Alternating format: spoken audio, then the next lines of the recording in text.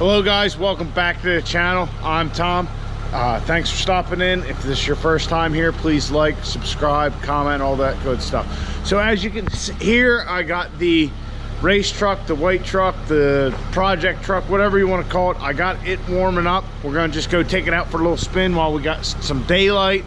But first, while it's warming up, I want to clean Caitlin. As you can see, she is ridiculously filthy. It's yeah, it's pretty bad.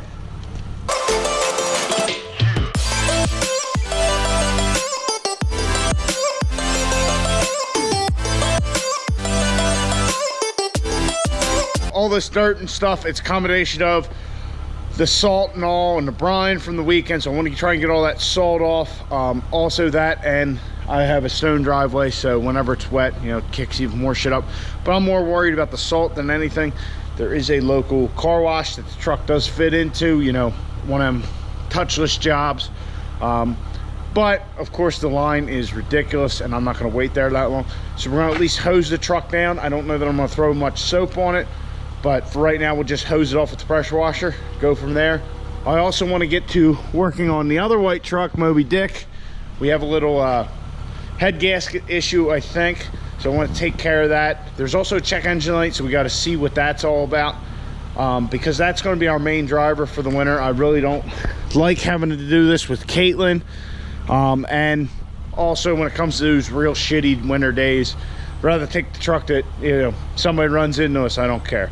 So that's kind of our game plan, our plan of attack, whatever. Let's get this thing washed and then we'll go for a little ride.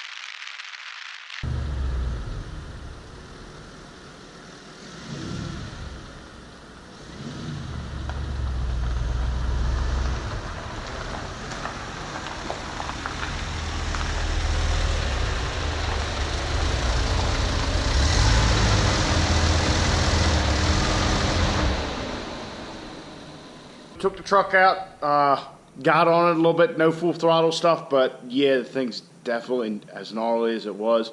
I put the GoPro on the side of the truck facing the exhaust and the tires, so we'll see how that comes out. I have no idea, I haven't done that before, but yeah, it'll definitely light them up at 60, like it's not even trying.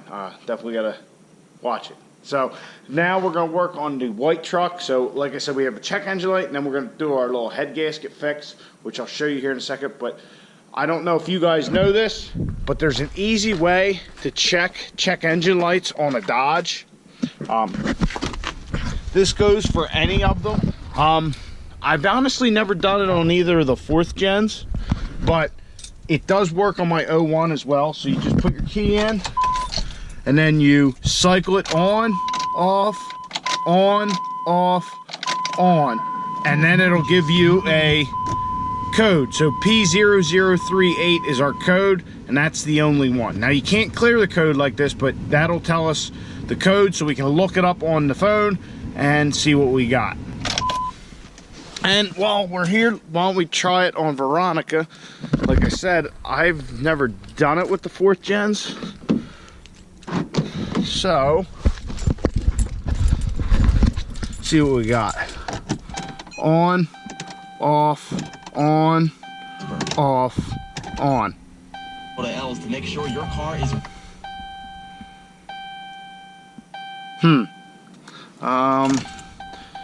Maybe on,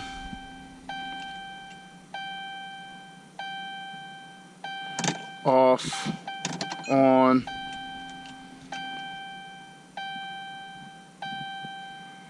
off, on.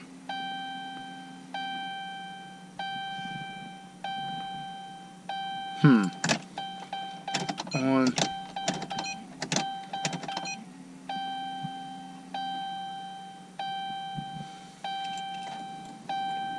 Okay, so it does work with a 4th gen, you just got to do it quickly, so that's where our code would be at the bottom there. We do have to change the oil, that is correct. That's the first time that's been on in a while, I guess because we haven't tuned the truck. So it does work on a 4th gen as well, you just need to be quick about it. So, alright, so a little quick Google search. We GTS'd it, we Googled that shit. P0038 is an O2 sensor heater circuit high, so I guess the O2 sensor's bad. But we'll have to check because the truck does sit outside way too much. Well, it sits outside all the time, but it doesn't get run enough, and the squirrels like to damage my shit. So, now which side is it? Okay, so it looks like it's the driver's side rear O2 sensor, so we'll take a look. I'll take a look under there. You guys aren't going to be able to see them. I'll take a look under there, see if the wiring's fucked up. I do actually have an old O2 sensor in the blue truck because blue truck lost its catalytic converter along the way, and so it's got a little box. So it thinks it thinks the O2 sensor and the catalytic converter's there, but they're not. So it turns out my suspicions were correct. You can see the wires are all chewed up. This is chewed up. The insulation and sound deadening shit under the truck's all chewed up. I guess squirrels been getting at it. I really don't know how to take care of the squirrel problem. I've heard of spraying bug spray on everything, but that seems like more of a pain in the ass. Other than just shooting them all, I don't know what to do. If anybody has any ideas, I don't know if mothballs would work, but they've definitely wreaked havoc on some of the stuff that doesn't get driven as much, which is a problem. So, like I said, in the comments, if you guys have any suggestions of how to keep the squirrels, chipmunks, all them varmints out from underneath the vehicle, let me know. I'm kind of at a loss. So we're going to fix these wires up. We'll solder them back together, put this O2 sensor back in, and we'll move on to the head gasket fix.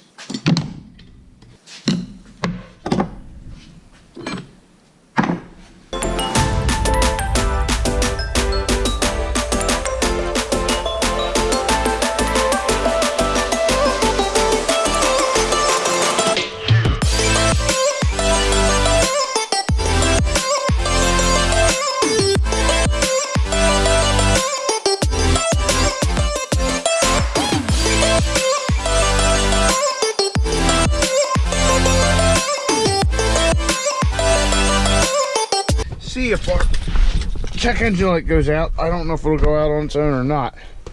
We're gonna find out now.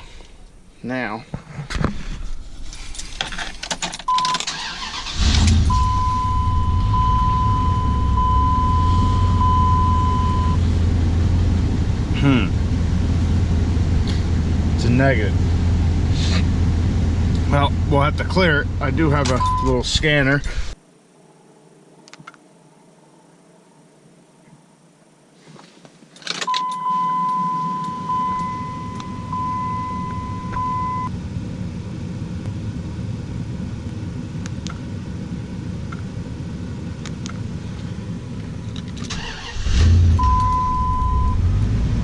Oh, you son of a bitch. We are experiencing technical difficulties. Please stand by.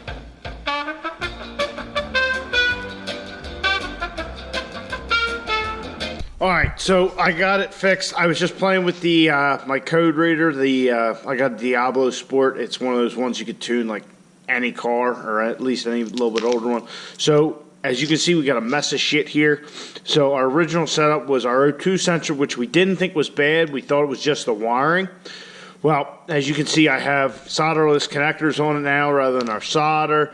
So here's what's going on. I had done this up all right, nice, soldered it up, heat shrunk it, reinstalled it in the truck, and I was still getting the code. So thinking, hey, maybe I did a bad solder joint. That is certainly not my specialty. I just cut it, and I went with all straight connectors. Same result. So I went over to my blue truck, way over there. If you guys watch the videos, you know what I'm talking about. So I went over that. That's an old 5.2 truck. I actually happen to have the old O2 sensor in the glove box. There was already solderless connectors on it because in that truck, I have this box. So this box enabled me to get rid of the catalytic converter in that truck. Oh, shit, that's been over 10 years now. And I had solderless connectors on it to the pigtail so we could run it real nice and neat and up into the cab of the truck. So I was going to try and use this on the white truck. Of course, they changed the connector ever so slight. I know it's hard for you guys to tell, but basically this slot is a little bit lower, whereas this on this one it is right across from that one.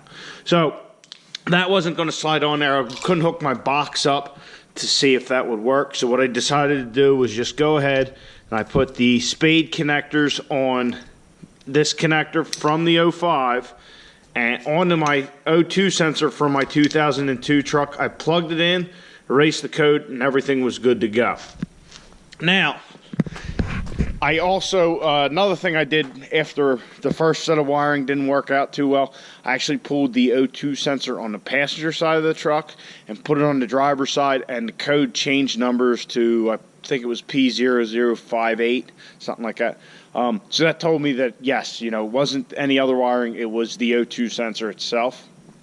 But I'm glad I did that, because otherwise I might not have seen this. As you can see, the squirrels or whatever, they got this shit's all fucked up. The wiring's all screwed up, so I'm gonna have to zip tie this all up out of the way so it's not hitting the exhaust and all. So I'm gonna reinstall both O2 sensors. I'm gonna actually heat shrink that one with the connectors on it, and this truck should be good to go O2 sensor wise. Both O2 sensors installed, everything zip tied up out of the way. And no more check engine light. So the other task for this beast for the evening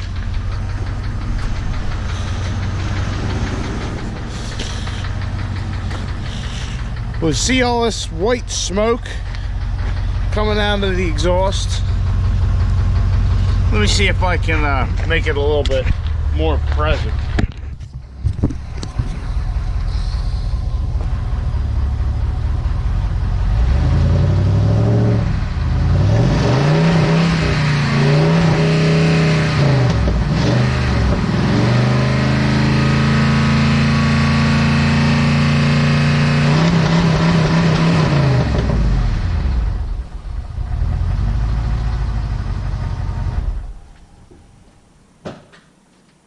So as you can see, that's a good bit of white smoke when you get on the throttle there. I haven't driven it in a while. I honestly can't remember if it's just when it's cold or whatnot. I think that maybe the head gasket went. It did get a little hot when the water pump went. So we got something to try and correct that. We got this blown head gasket repair. This is Bars stop leak. So honestly, I'm not sure how this really works. I've used some of their other products for like the radiator, stuff like that, radiator stop leak. And that's pretty good for stuff you're not really concerned about. Like I would not put that in, the race truck or Caitlin, but this truck we don't care about, really don't want to have to pull a head gasket. I'd probably just get rid of the truck or run it until it wouldn't run no more. So we're going to give this a little go. Like I said, this is more like your cheap fix. Maybe it works, maybe it doesn't, I don't know. I got to see how much coolant this holds because it says one bottle, 2.5 to 5 gallons. I'm sure this thing holds probably 4 or 5 gallons, but how this stuff works, install only on a cold engine. Our engine's cold, I just revved it up a little bit. But shake bottle well, remove radiator cap, pour the correct amount of product in per the dosage chart, fill the radiator and reservoir overflow tank to proper level and reinstall radiator cap. Turn the heater on hot, fan on high, run the engine until the thermostat opens or normal operating temperature is reached. Turn the vehicle off and allow the engine to cool. This may take 30 minutes or longer.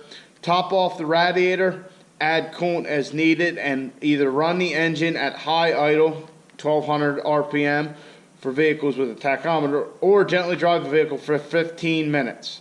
Turn the vehicle off, allow the engine to cool, top off the radiator, and leave bar leaks, head seal, blown head gasket repair in the system for continued protection. Drive it like normal. Most leaks seal instantly, but some can take additional thermocycles to happen over a few days of use. Alright, so we're going to give this shit a go. I'll put it in. I'll double check the size of the radiator, and we'll put in either half of this or the whole thing, and let her warm up.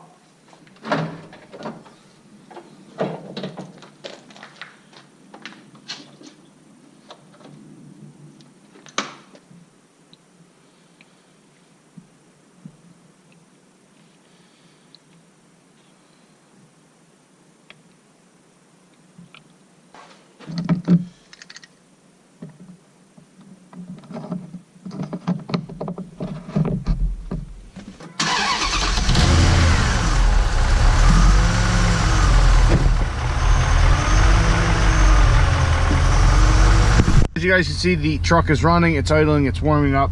They told us to put the heater on full blast, so that's what we'll do. And the truck is currently cold, but with a little magic, I think we can fix that. And just like that, we are up to operating temperature, good and warm. Shut this heater off. Oh, it does feel good in here, I will say that. So now we got to shut the truck off and allow it to cool so we can check the coolant level, and then we will be able to top off the coolant level. Then we got to run the truck at like 1200 RPM for 15 minutes. I guess that just gets everything in there. I really don't know. I did move the other truck back into the garage, which, as I said before, I guess yesterday, I have been working on trying to clean this up. I'm going to go through these parts again, see if there's anything anybody out there needs, because stuff like this stock exhaust manifold and like these factory leafs, the overloads, unless somebody needs them, they're probably just going to go for scrap. Alright, so the truck's cooled off. Open the radiator here safely. See what we got for a level. Alright, so we'll add some coolant.